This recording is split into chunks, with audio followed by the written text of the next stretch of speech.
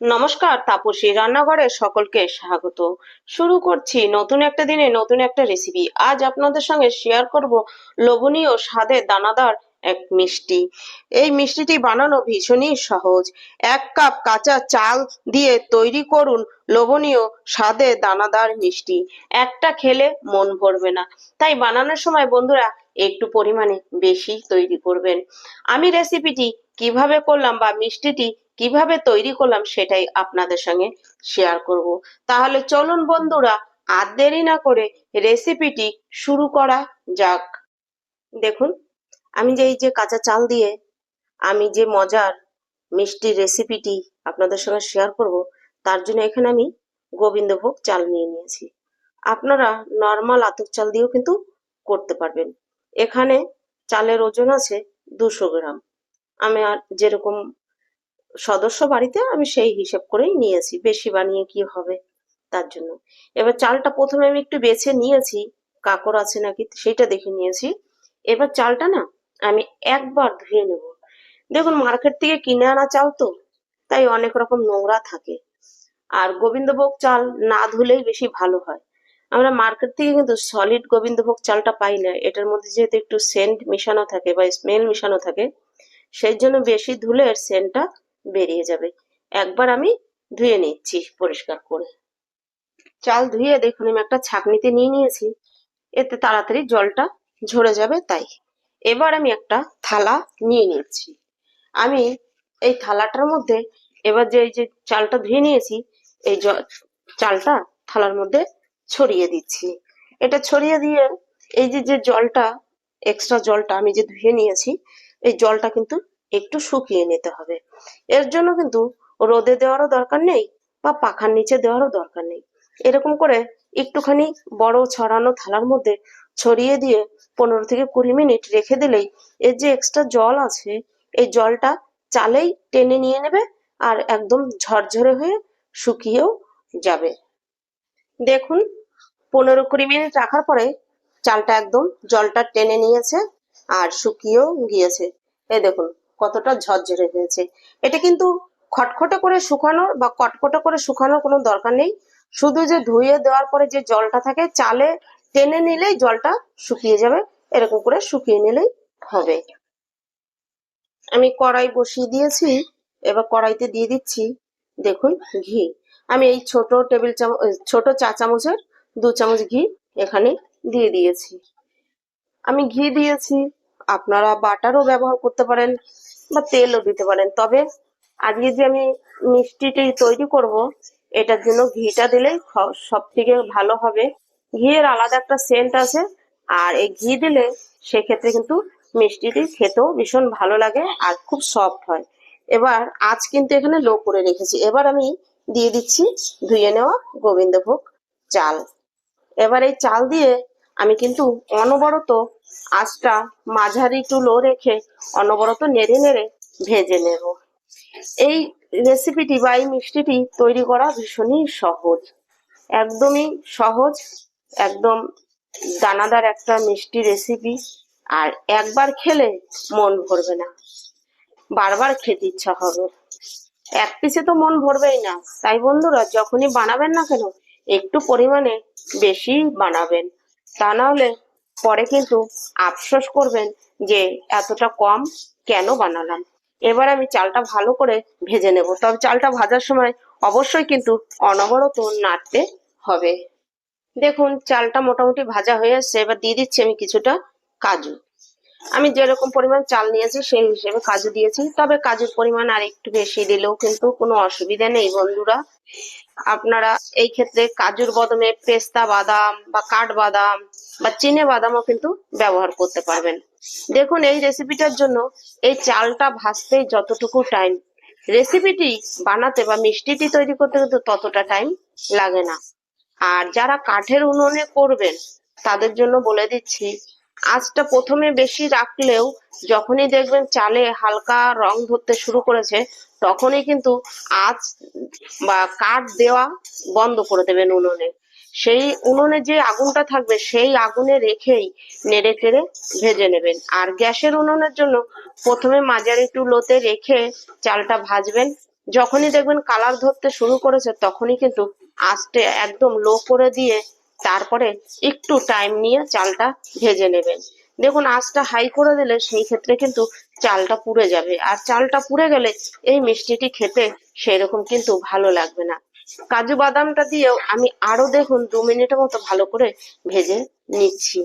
আমি আরেকটু কালার করব তাই আরেকটু ভাজবো। আপনারা যদি এইরকম কালারটাই রাখতে চান তাহলে এই সময় কিন্তু নামিয়ে নিতে পারেন।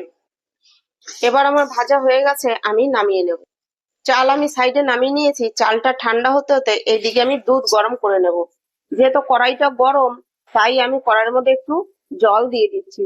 সেক্ষেত্রে একটাই সুবিধে, দুধটা কিন্তু কেটে যাওয়ার আর ভয় থাকবে না। এবার আমি দিয়ে দিচ্ছি দুধ। এই দুধটা যদি আমি গরম কড়াইতে দিতাম তাহলে কিন্তু দুধটা কেটে যেতে পারতো বা কেটে যাওয়ার ভয় ছিল। দেখুন আমি দুধ গরম বসিয়ে দিয়েছি। আমি 200 গ্রাম চালের জন্য আমি এখানে 500 গ্রাম দুধ নিয়েছি। এটা কিন্তু আমি প্যাকেট দুধ দিয়েই তৈরি করছি। 500 গ্রাম দুধে আমার হয়ে যাবে। দুধটা এই সাইডে গরম হতে হতে আমি যে ভেজে রাখা চালটাই যে নিয়ে নিয়েছি এই চালটা গুঁড়ো করে নেব। তবে আমি আর মিক্সি মেশিনে গুঁড়ো করব না, আমি এটা শিলেই গুঁড়ো করে নেব। আপনারা মিক্সি মেশিনেও গুঁড়ো করে নিতে পারেন, আবার শিলেও গুঁড়ো করে নিতে পারেন। চালটা যখন ভাজা হয় না, চালটা বেশ মুচমুচে হয়ে যায়। এই যে এখন ঠান্ডা হয়েছে, ভীষণ মুচমুচে হয়েছে। শিলে গুঁড়ো করলেও খুব তাড়াতাড়ি গুঁড়ো করা হয়ে যাবে। তা আমি আর মিক্সি মেশিনে গুঁড়ো করছি না, আমি শিলেই গুঁড়ো করে নিচ্ছি। দেখুন দুধ আমি ভালো করে ফুটিয়ে নিয়েছি।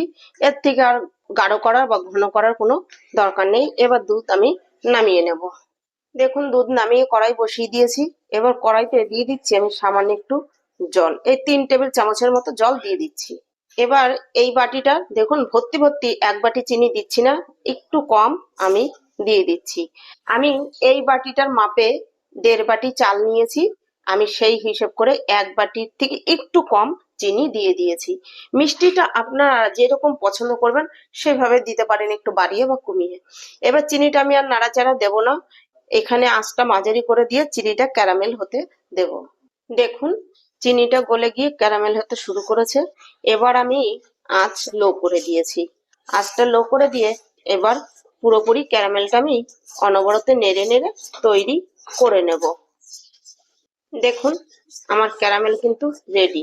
আপনারা চাইলে এর থেকে আরেকটু ডিপ কালার করতে পারেন, তবে আমি বলবো ক্যারামেলটা এতটাও ডিপ করবেন না যে যেন ক্যারামেলের যে একটা সেন্ট সেটা নষ্ট হয়ে যায় বা ক্যারামেলটা পুড়ে যায়।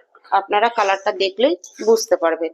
এবার এখানে আমি যে দুধটা গরম করে রেখেছিলাম ওই দুধটা অল্প অল্প করে দেব আর নাড়বো। দেখেছেন একবারে কিন্তু দুধটা দেওয়া যাবে না, তাহলে কিন্তু উতলে উঠবে। এরকম উতলে উঠলে বা এরকম ভাবে ফুলে উঠলে সেক্ষেত্রে কড়াইয়ের বাইরে পড়ে যেতে পারে বা হাতে লেগে যেতে পারে।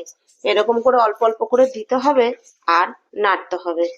এই দেখুন আস্তে আস্তে এবার দিয়ে দেব পুরো দুধটা। দেখুন আমি পুরো দুধটাই দিয়ে দিচ্ছি। দেখুন দুধ দিয়ে দিয়েছি। এবার সাইডে একটুখানি ক্যারামেল গুলো কিন্তু একটু শক্ত হয়ে আছে, এতে অসুবিধা নেই। এই নাড়তে নাড়তে কিন্তু ক্যারামেলটা ভালোভাবে দুধের সঙ্গে সেট হয়ে যাবে। আর অবশ্যই কিন্তু দুধটি আগের থেকেই দুধ গরম করে নিতে হবে। এবার এখানে আমি ব্যবহার করব 4 টেবিল চামচ গুঁড়ো দুধ। এক্ষেত্রে কিন্তু এই মিষ্টিটি খেতে খুবই সুস্বাদু হবে। 4 টেবিল চামচ দুধ মানে এখানে 10 টাকা প্যাকেটের যে দুধগুলো পাওয়া যায় সেই প্যাকেটের 2 প্যাকেট আছে। আপনারা আপনাদের পছন্দ মতো ব্যবহার করবেন। আপনারা 1 প্যাকেটও ব্যবহার করতে পারেন, তবে পরিমাণে একটু বেশি দিলে স্বাদটাও কিন্তু একটু বেশি হবে। এবার এই দুধ দিয়ে, পাউডার দুধ দিয়ে আর লিকুইড দুধ দিয়ে ক্যারামেল দিয়ে আমি আরো 1 থেকে 2 মিনিট ফুটিয়ে নেব।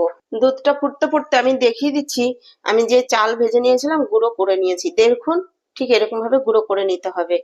আর মিক্সিতে যখন গুঁড়ো করবেন তখন কিন্তু আমরা যেরকম মশলা করার সময় মিক্সিটা কন্টিনিউ ঘুরিয়ে ঘুরিয়ে পেস্ট করে নিই, মশলা পেস্ট করি, সেরকম ভাবে করা যাবে না। মিক্সিটা একবার করে চালাতে হবে, একবার করে অফ করতে হবে। সেইভাবে করে করে চালটা গুঁড়ো করে নিতে হবে। আর চালটা একদম মিহি পেস্ট করা যাবে না, একটু দানা দানা রাখতে হবে, তাহলে কিন্তু এই মিষ্টিটি দানাদার হবে। না হলে কিন্তু একদম পেস্ট হয়ে গেলে সেক্ষেত্রে কিন্তু দানাদার ভাবটা থাকবে না। দেখুন দুধটা ভালো করে ফুটতে শুরু করেছে, আমি এখানে 2 মিনিট ভালো করে ফুটিয়ে নেব। এবার দিয়ে দেব, আমি এখানে 4টে এলাচ গুঁড়ো করে রেখেছি, এলাচের গুঁড়ো। এক্ষেত্রে মিষ্টিটির ভিতরে খুব সুন্দর একটা সেন্ট হবে। এলাচ গুঁড়োটা দিয়ে ভালো করে মিশিয়ে নিচ্ছি।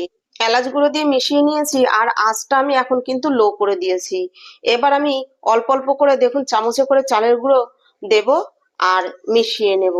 তা না হলে একসঙ্গে দিলে কিন্তু এটা দলা পেকে যাবে, সেক্ষেত্রে কিন্তু পরে মিশাতে গেলে খুবই অসুবিধা হবে। এরকম আমি বড় 1 চামচ করে দিচ্ছি আর মিশিয়ে নিচ্ছি।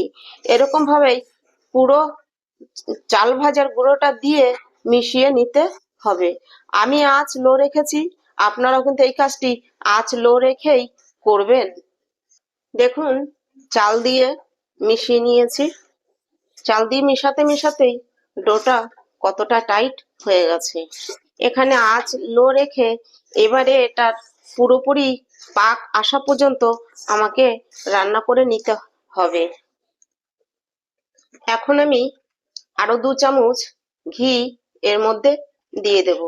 এতে কিন্তু এই মিষ্টিটি ভীষণ সফট হবে আর সেন্ট হবে অসাধারণ। ঘি দিয়ে ভালো করে আবার মিশিয়ে নিতে হবে। দেখুন আমি ঘি দিয়ে আরো 1 মিনিট ভালো করে মিশিয়ে নিয়েছি।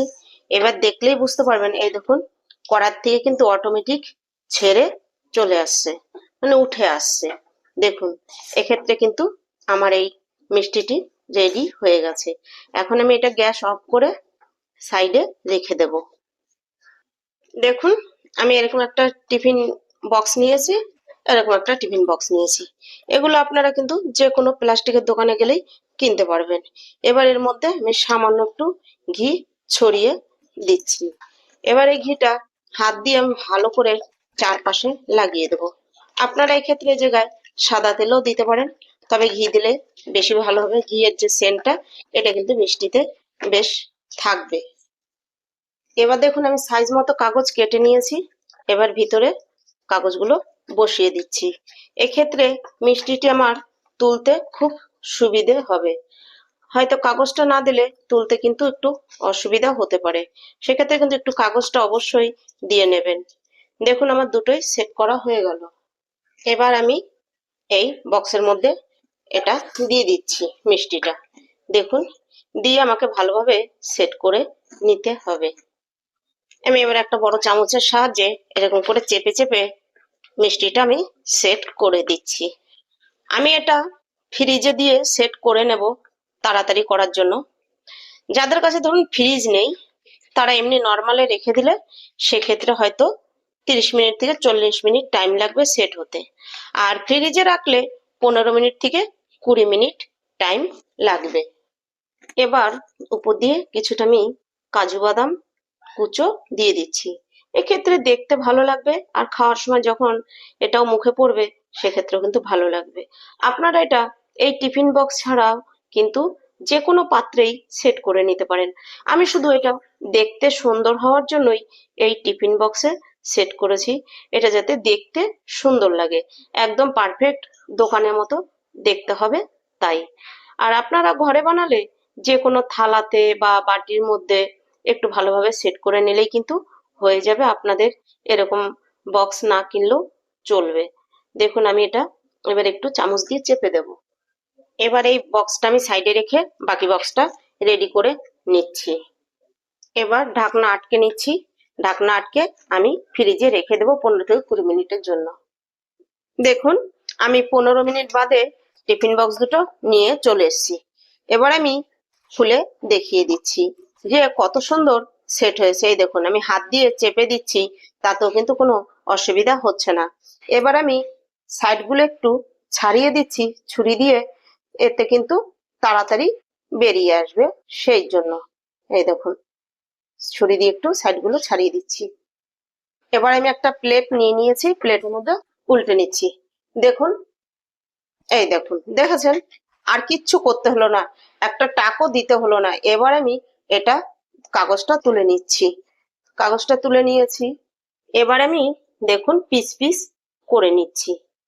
আমি এটা আর এরকম করে কাটছি না, আমি একটা পিস করে দেখবো যে পিসটা কতটা বড় হচ্ছে। এখানে আমি 1/2 ইঞ্চির থেকে একটু মোটা করে পিস করছি। দেখুন পিসগুলো কতটা সুন্দর হয়েছে আর ভেতরটা কতটা দানাদার হয়েছে। দেখুন আমি সবগুলো কেটে নিয়েছি। আমি একটা টিফিন বক্স থেকে কেটেছি, আর একটা এখন আর কাটিনি, এটা পরে কেটে নেব। এই মিষ্টিটি অল্প চালেই কিন্তু অনেকটা মিষ্টি হয়। আমি আপনাদের একটা ভেঙেও দেখাচ্ছি। দেখুন ভেতরটা কতটা দানাদার আর খেতে অপূর্ব হয়। তাহলে বন্ধুরা আপনারাও অবশ্যই আমার এই ভিডিওটি দেখে একবার ট্রাই করুন। আপনাদেরও পারফেক্ট এরকম মিষ্টি তৈরি করে নিতে পারবেন। আশা করছি আমার এই রেসিপিটি আপনাদের কাছে ভালো লেগেছে। রেসিপিটি ভালো লাগলে একটা লাইক আর কমেন্ট করুন। আপনাদের একটা লাইক আর কমেন্ট আমাকে ভিডিও করতে উৎসাহ দেয়। আর খুব ভালো লাগলে বন্ধুদের সঙ্গে শেয়ার করুন। আর আমার নতুন বন্ধুদের কাছে আমার একান্ত অনুরোধ, আমার চ্যানেলটি সাবস্ক্রাইব করে আমার পাশে থাকুন। পাশে থাকা বেল আইকনটি প্রেস করে নোটিফিকেশনটি অন রাখুন। যখনই আমি এরকম নিত্য নতুন ভিডিও আপলোড করব পৌঁছে যাবে সবার আগে আপনাদের কাছে। আজ ভিডিওটি এখানেই শেষ করছি। ফিরে আসবো নতুন একটা দিনে নতুন একটা রেসিপি নিয়ে। আমি তাপসী, আপনারা দেখছিলেন তাপসী রান্নাঘর।